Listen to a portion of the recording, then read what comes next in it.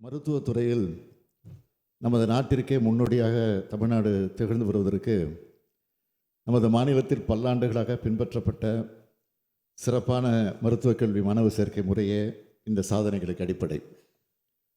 2006ஆம் ஆண்டில் மருத்துவம் உள்ளிட்ட அனைத்து தொழிற்பட்ட படிப்புகளுக்கான நுழைவுத் தேர்வை ரத்து செய்து பள்ளிகளில் 12 ஆண்டுகள் பயிலக்கூடிய பள்ளிக்கல்வி மதிப்பெண்களின் அடிப்படையில் சமூக நீதியும் அனைத்து பிரிவு மாணவர்களுக்கு சம வாய்ப்பையும் உறுதி செய்யக்கூடிய முன்னோடி சேர்க்கை முறையை முத்தமிழறிஞர் கலைஞர் அவர்கள் உருவாக்கினார்.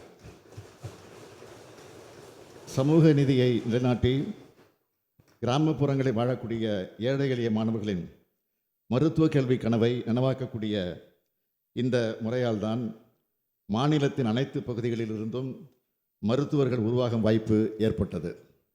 இதன் பயனாக மாநிலத்தின் அனைத்து பகுதிகளிலும் சிறப்பான மருத்துவ சேவைகளை வழங்கி வருகிறோம். ஆனால் நீட் தேர்வு முறை செயல்படுத்தப்பட்ட பின்னர் இந்த தேர்விற்கான பயிற்சி வகுப்புகளுக்கு சென்று பயிற்சி பெற இயலாத கிராமப்புற மாணவர்களுக்கும் ஏழை எளிய குடும்பங்களைச் சார்ந்த மாணவர்களுக்கும் மருத்துவ படிப்பு எட்டாக்கனி ஆகிவிட்டது. மாநிலத்தின் கிராம பகுதிகளிலும் பின்தங்கிய பகுதிகளிலும் வழங்கப்படும் மருத்துவ சேவைகளையும் எதிர்காலத்தில் இந்த முறை பாதிக்கும்.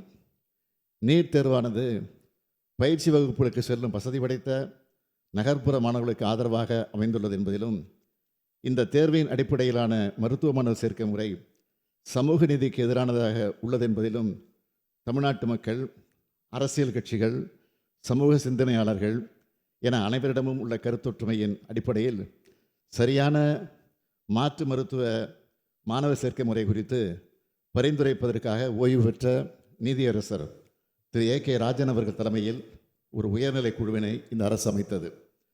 அந்த குழுவின் பரிந்துரையின் அடிப்படையில் இந்த சட்டமன்ற பேரவையில் 13/9/2021 அன்று தமிழ்நாடு மருத்துவ பட்டப்படிப்புகளுக்கான சேர்க்கை சட்டம் 2021 என்ற சட்ட முன்வடிவு ஒருமனதாக நிறைவேற்றப்பட்டும் நீண்ட சட்ட போராட்டத்திற்கு பிறகும் மாண்புமிகு ஆளுநர் ஒப்புதல் வழங்கப்படாமல் மறுபரிசீலனை செய்திட திருப்பி அனுப்பப்பட்டது.